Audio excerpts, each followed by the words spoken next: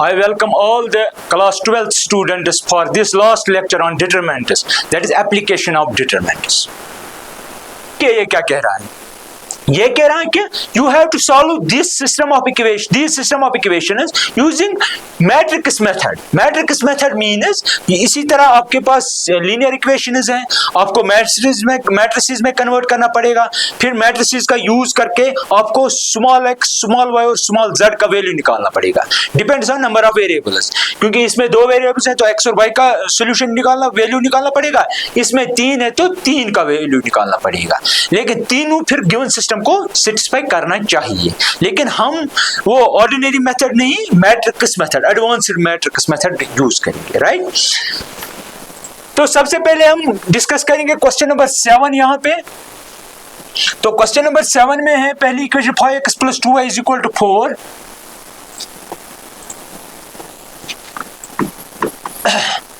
(5x + 2y = 4).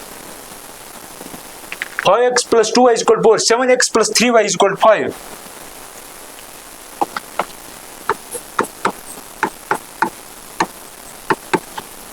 यह है आपके पास इक्वेशन और आपको सॉल्यूशन निकालना है यूजिंग मैट्रिक्स मेथड. सबसे पहले हम इसको मैट्रिसेस में कन्वर्ट करेंगे. तो मैं यहां पे मैट्रिक्स बनाऊंगा ऐसे 5 2 7 3 matrix of coefficients of these variables. और यहाँ पे आपको पता है, यहाँ पे हम लिख सकते हैं एक्स वाई, और यहाँ पे है B matrix that is 4 and 5. 4 and ये 4 and ये 5, राइट? तो दैट इज ए एक्स आपका आ गया है, that is equal to B. ये आपकी ए मैट्रिक्स है, ये आपकी एक्स कैपिटल एक्स मैट्रिक्स है, और ये आपकी बी मैट्रिक्स है. ठीक है? तो क्योंकि आपको सॉल्यूशन निकालना है, तो आपको पता है जब भी हम इसका सबसे पहले डिटरमिनेंट ऑफ ए निकालेंगे. सबसे पहले चेक करो determinant of A, that means determinant of 5 2 7 and 3. जब डिटरमिनेंट इवैल्यूएट करेंगे ये बनेगा 15 - 14 and that is equal to 1 which is not equal to 0. जब डिटरमिनेंट नॉन जीरो आ रहा है तो ए इनवर्स एग्जिस्ट्स. मैंने पहले ही कहा अगर आपकी मैट्रिक्स नॉन सिंगुलर है तो सिस्टम के पास यूनिक सॉल्यूशन होगा. You can blindly say that system has unique solution. Unique solution है तो सिस्टम इज कंसिस्टेंट, क्योंकि आपको सॉल्व करना है गिवन सिस्टम. तो दैट मीन्स आपको डिटरमिनेंट सबसे पहले निकालना ही पड़ेगा. डिटरमिनेंट निकल गया तो which employees system has unique solution. क्योंकि डिटरमिनेंट नॉन जीरो आ रहा है, मैट्रिक्स नॉन सिंगुलर है. अगर यूनिक सॉल्यूशन है, अब हमें वो यूनिक सॉल्यूशन निकालना पड़ेगा. वो कैसे निकालेंगे यहाँ पे देखिए. उसके लिए हमें ए इनवर्स निकालना पड़ेगा. हमें पता है कि ए इनवर्स जो है, ए इनवर्स होता है बराबर adjoint of A divided by determinant of A. ये हमें यूज कर, डिटरमिनेंट तो हमने निकाला, ये अब हमें एडजॉइंट ऑफ ए निकालना है. नाउ अब हम सबसे पहले हम एडजॉइंट ऑफ ए निकालेंगे, क्योंकि ये 2 × 2 मैट्रिक्स है, एडजॉइंट निकालना इजी है. तो मैं लिखूंगा एडजॉइंट ऑफ ए जो है दैट इज इक्वल टू, ये है ना मैट्रिक्स आपके पास, ये इसकी जगह आएगा और ये इसकी जगह. तो यहाँ पे 3 और यहाँ पे 5. नेक्स्ट, अब यहां पे साइन चेंज होगी. अगर प्लस है तो माइनस बनेगी, अगर माइनस होता तो प्लस बनता. ये भी -7 ही आएगा, राइट? अब आपको एडजॉइंट ऑफ ए निकाला आपने, अब ए इनवर्स, तो देयरफॉर ए इनवर्स जो होगा that is equal to adjoint of A. Adjoint of ये है ना फॉर्मूला हमारे पास, with the help of this हम इनवर्स निकाल सकते हैं.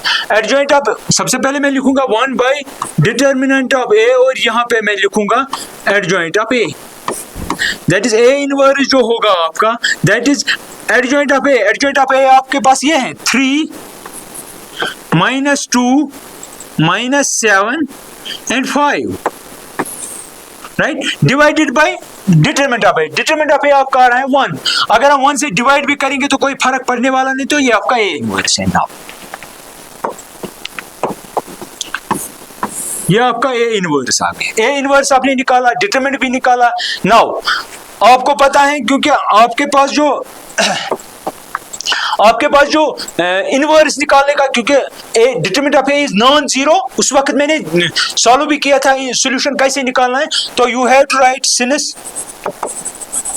x is equal to a inverse b। याद रखना हमें वेरिएबल्स का वैल्यू निकालना है, x और y का।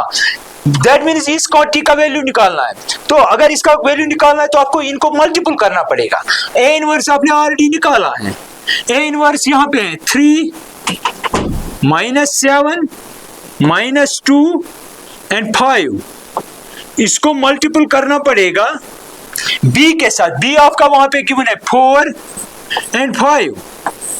लेकिन आपको पता है ये x क्या है। x means this quantity, this vector, this matrix.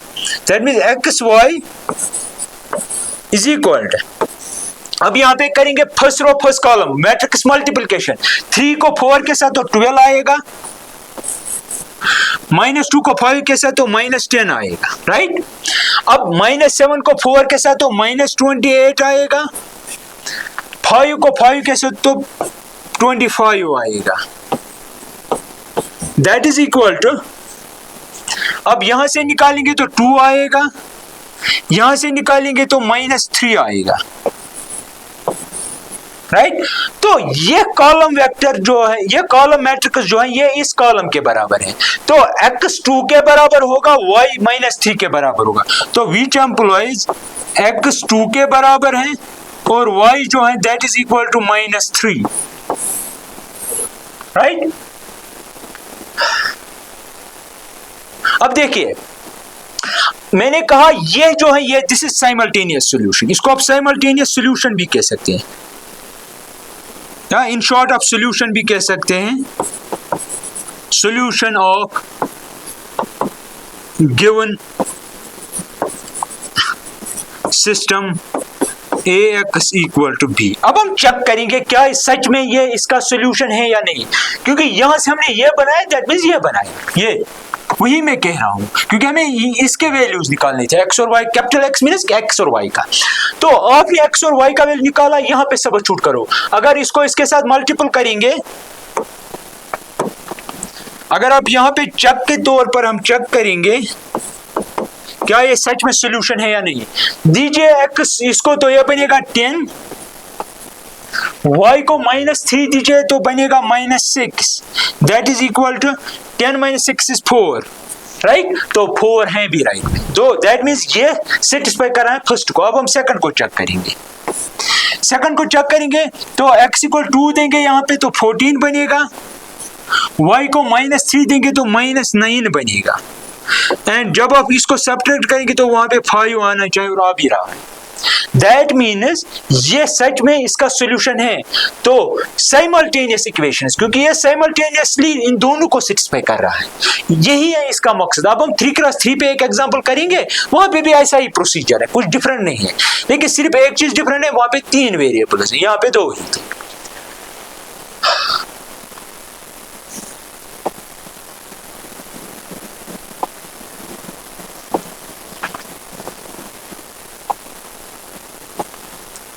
देखते हैं अब यहाँ पे, क्योंकि ये आप खुद चेक कर सकते हैं। ट्राई योरसेल्फ दिस, ये भी 2x2 ही है, ये भी 2x2 ही है। अब हम 3x3 पे आएंगे। चले हम ये करेंगे, ये करेंगे हम try. Question number 12, x - y + z equal to 4।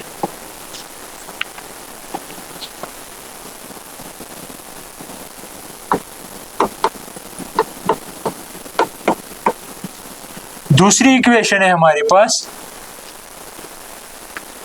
2x + y - 3z।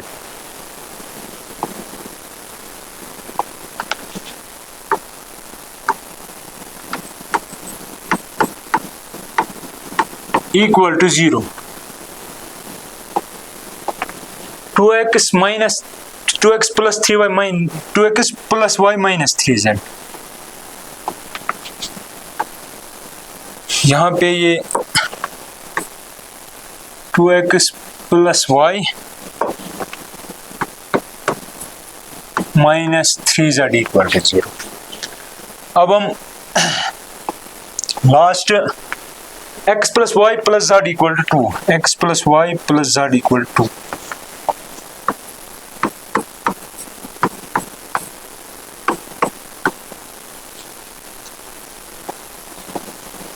x plus y plus z equal to 2. Okay.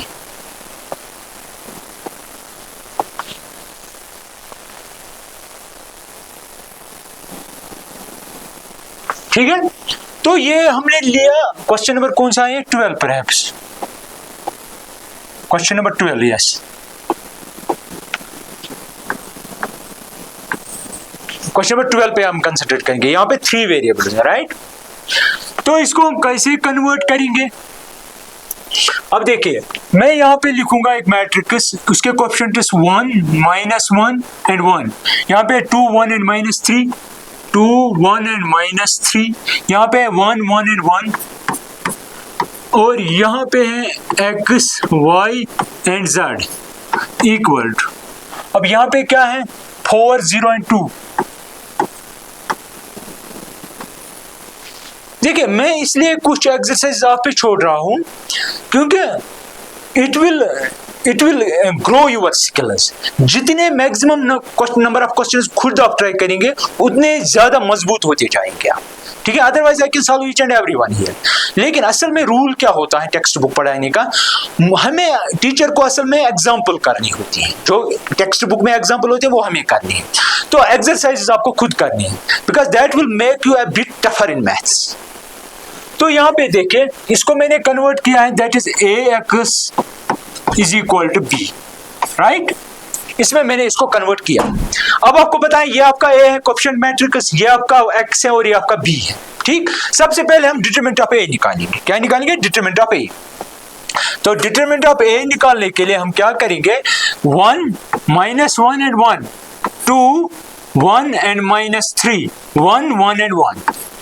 तो आपको पता है डिटरमिनेंट कैसे इवैल्यूएट करते हैं, let us evaluate this determinant through row 1 as usual. तो इसको +1 से मल्टीपल करेंगे, इसको -1 से, इसको +1 से, तो हम लिखेंगे यहाँ पे 1 टाइम्स, यहाँ से ये इग्नोर करो, यहाँ से ये इग्नोर करो, यहाँ पे आएगा 1 -3 1 एंड 1। तो जब इसको माइनस से करेंगे तो ये +1 आएगा, क्योंकि मैंने ये इन डिटेल पढ़ा है how to evaluate a determinant of order 2 × 3 and 3 × 3। तो यहाँ पे आएगा जब -1 ये इस रो में, इस कॉलम में बचेगा 2 एंड -3, और यहाँ पे है 1 एंड 1, फिर आएगा +1 टाइम्स, ये इस रो में है इग्नोर, ये इस कॉलम में इग्नोर, तो बचेगा 2 1 1 1। तो जब आप इसको इवैल्यूएट करेंगे यहां पे आएगा 1 + 3 +1 टाइम्स, अब यहां पे इवैल्यूएट कीजिए 2 + 3 तो आएगा 5, यहां पे देखिए यहां पे आएगा +2 - 1, तो that is equal to 4 + 5 + 1 and that is equal to 10। 10 जो है वो नॉन जीरो क्वांटिटी है। अगर डिटरमिनेंट नॉन जीरो आ रहा है दैट मीन्स आपकी जो मैट्रिक्स है वो है, दैट इज जो सिस्टम है उसके पास यूनिक सॉल्यूशन होगा। क्यों? क्योंकि डिटरमिनेंट नॉन जीरो आ रहा है। मैंने पहले ही कहा डिटरमिनेंट नॉन जीरो, सिस्टम के पास यूनिक सॉल्यूशन होगा। तो that is system has unique solution. अब वो सॉल्यूशन क्या होगा वो हमें निकालना है, राइट।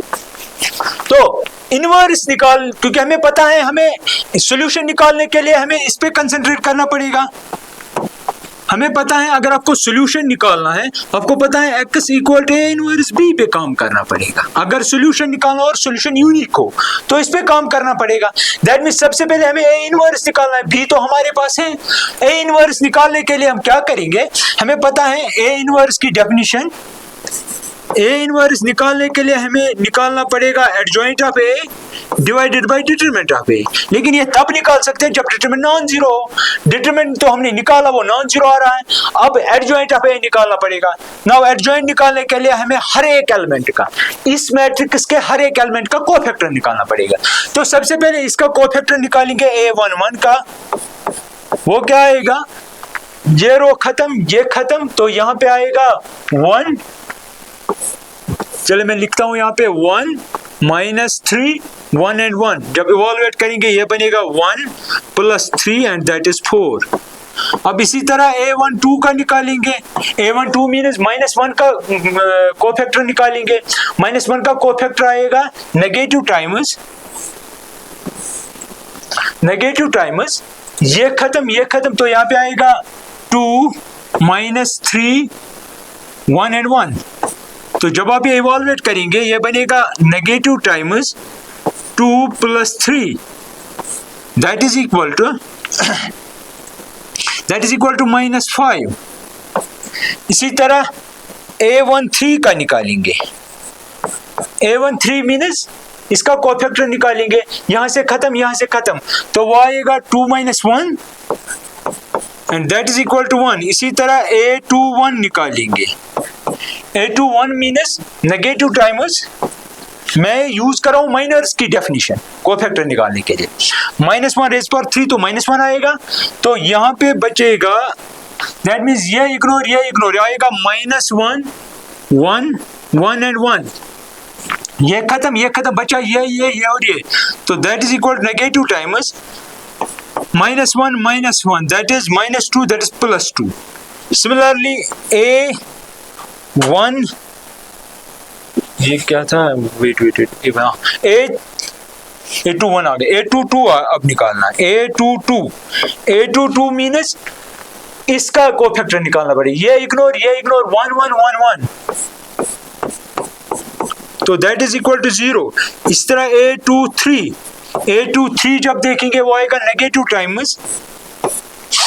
अब यहां से खत्म 1 -1 1 और 1, यहां से इग्नोर करो, बचेगा ये और ये, तो दैट इज इक्वल टू 1 + 1 तो हो गया 2 that is -2।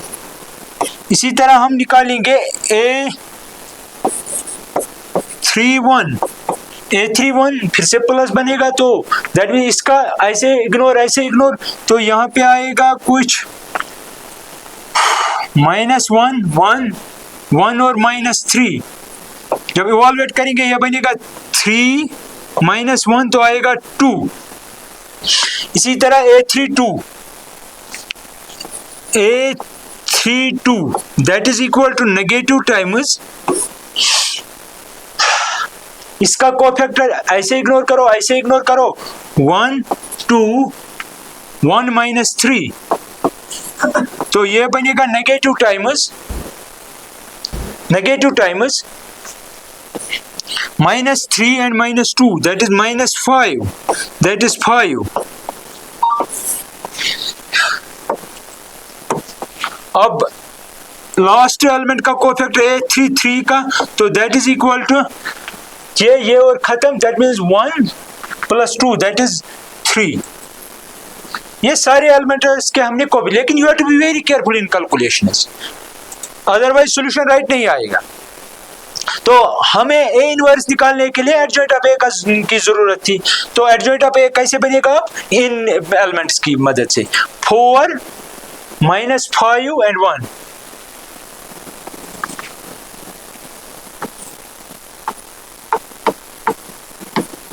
-5 and 1 this is adjoint of A, that is equal to, इसका ट्रांसपोज लेना पड़ेगा, this A11 capital A11 A12 A13।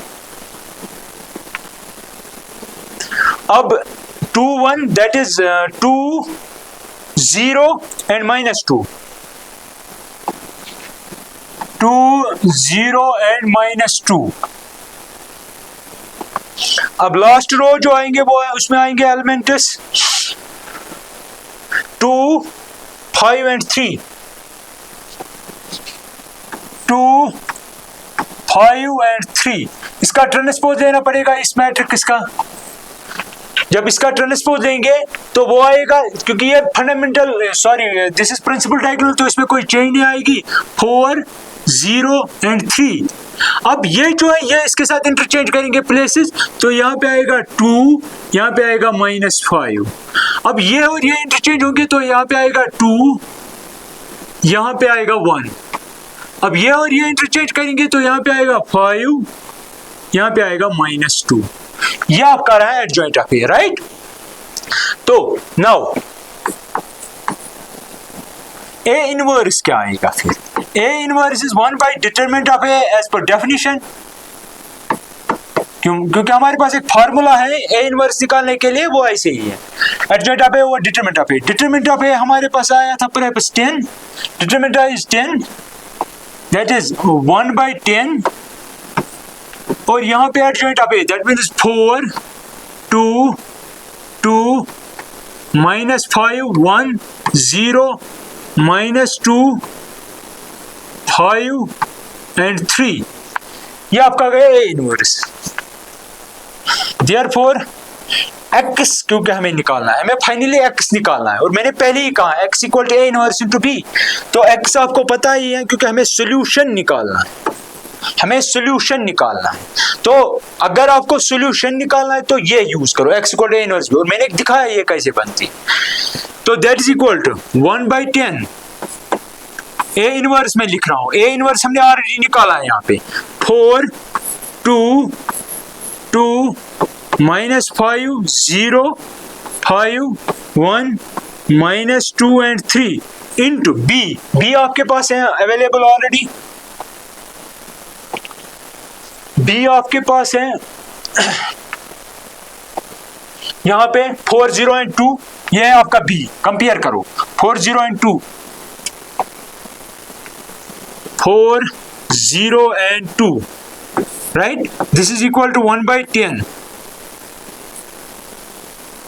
अब देखिए यहाँ पे, अब आपको सिर्फ मल्टीप्लिकेशन करना है, first row first column, first row second row first column, third row first column, ये मल्टीप्लिकेशन कर, वहां पे एक कॉलम वेक्टर बनेगा। देखिए कैसे, फर्स्ट रो फर्स्ट कॉलम, 4 को 4 के साथ तो 16 आएगा, 2 को 0 के साथ तो 0 ही आएगा, अब इस 2 को इस 2 के साथ तो 4 आएगा।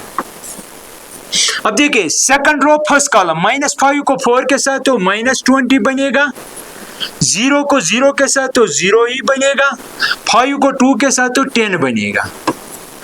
अब देखिए थर्ड रो फर्स्ट कॉलम, 1 को 4 के साथ तो 4 आएगा, -2 को 0 के साथ तो 0 आएगा, अब 3 को 2 के साथ तो 6 बनेगा। That is equal to 1 by 10 1 by 10 देख ये बनेगा 20, ये बनेगा कुछ -10, और ये बनेगा आपका 10। तो क्योंकि बाहर एक कांस्टेंट 1 by 10 k है, और आपको k से मैट्रिक्स को मल्टीपल करना है ऐसे, अगर आपको k से किसी मैट्रिक्स को मल्टीपल करना है A B C D, तो आपको इस k से हर एक एलिमेंट को मल्टीपल करना पड़ेगा। दैट मीन्स ऐसे KA KB KC KD, क्योंकि हम मैट्रिसेस में है, राइट? मैट्रिसेस में तो ऐसे मल्टीपल करना ही पड़ेगा, हर एक एलिमेंट को इस k से मल्टीपल। यहाँ पे k की जगह 1 by 10 है, हर एक से मल्टीपल करना पड़ेगा। 20 को 1 by 10 से मल्टीपल करेंगे तो 2 बचेगा। तो मैं लिखूंगा आप लोगों के लिए x इज इक्वल टू, यहाँ पे बनेगा 20 by 10, यहाँ पे बनेगा -10 over 10, क्योंकि 1 by 10 से मैं मल्टीपल कर रहा हूँ, यहाँ पे आएगा 10 over 10। जब हम कैंसिलेशन करेंगे तो यहाँ पे आएगा 2, यहाँ पे आएगा -1 और यहाँ पे आएगा 1। तो ये आपका x है, लेकिन x था क्या असल में? x मैट्रिसेस ऑफ वेरिएबल है, वेरिएबल्स हैं। अगर दो कॉलम वेक्टर्स आपस में बराबर हैं, दैट मीन्स कॉरस्पॉन्डिंग एंट्रीज भी बराबर होगी। तो हम लिख सकते हैं यहां से वी चैंपलाइज, x का वैल्यू 2 आएगा, y का वैल्यू y का वैल्यू -1 है, और z का वैल्यू जो है दैट इज इक्वल टू 1। और अगर आप ये 3 वेरिएबल्स का वैल्यू जो है वो सब्स्टिट्यूट करेंगे गिवन 3 इक्वेशंस में, left hand side right hand side के बराबर होगा डेफिनेटली, तब ये उसका सॉल्यूशन है।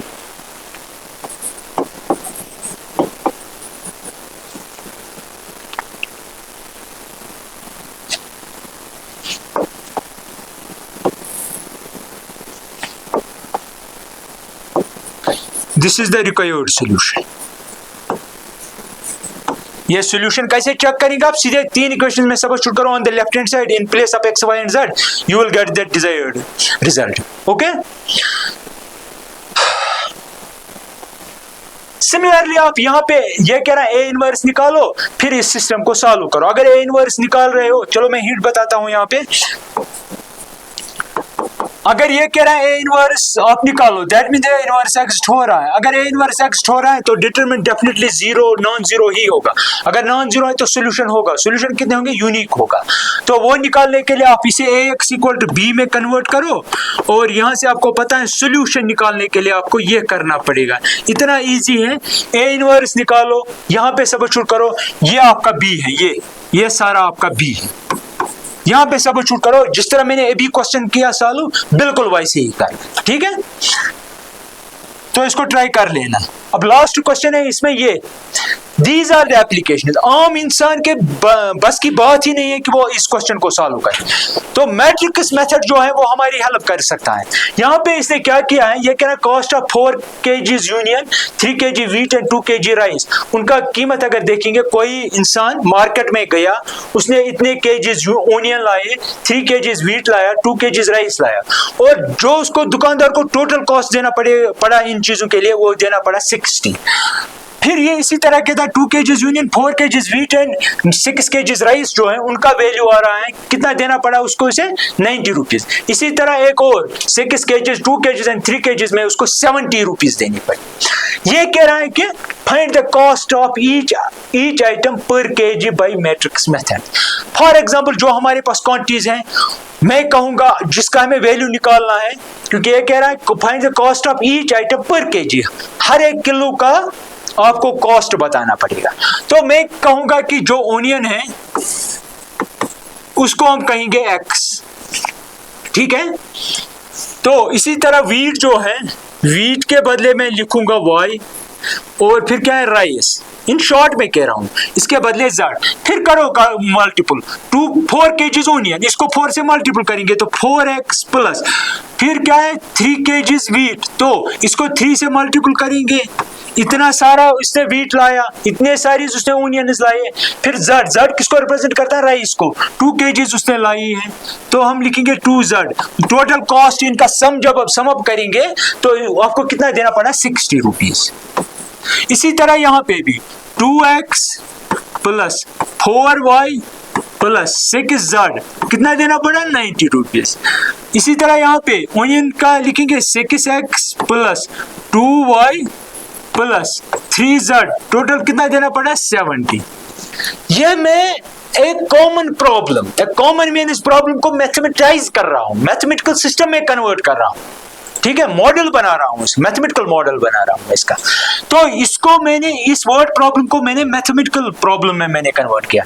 अब आपको पता ही है, इसको हम ax इक्वल टू b में कन्वर्ट कर सकते हैं, और अगर डिटरमिनेंट नॉन जीरो आ रहा है, अगर डिटरमिनेंट नॉन जीरो है तो सॉल्यूशन यूनिक होगा। तो उस केस में हम लिख सकते हैं x equal to a inverse b। अगर आपने ये निकाला, a इनवर्स निकाल सकते हो, b आपके पास ऑलरेडी अवेलेबल है, और आपको पता ही है x क्या है, x है आपका x, y और z, उन्हीं का आपको वैल्यू निकालना पड़ेगा। जब आप ये सबस्टिट्यूट करेंगे, वहां पे एक कॉलम वेक्टर बनेगा, फिर आप कंपेयर करेंगे 2 कॉलम मैट्रिसेस को, तो वहां से आपको x, y और z का वैल्यू निकलेगा। This is very much analogous to the previous solution जो मैंने दिखाया क्वेश्चन नंबर 12। ओके, सिर्फ मैंने इसको मैथमेटिकल मॉडल में कन्वर्ट किया, मैथमेटाइज किया इस वर्ड प्रॉब्लम को, तो फिर आपको ऐसे ही करना है।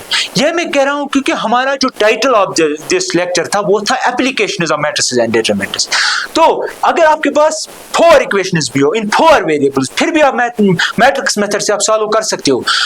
मैन्युअली आपको बहुत डिफिकल्ट होगा उस तरह अगर आप ऑर्डिनरी मेथड यूज करेंगे, ठीक है। Okay, keep growing and keep shining in maths. Thank you.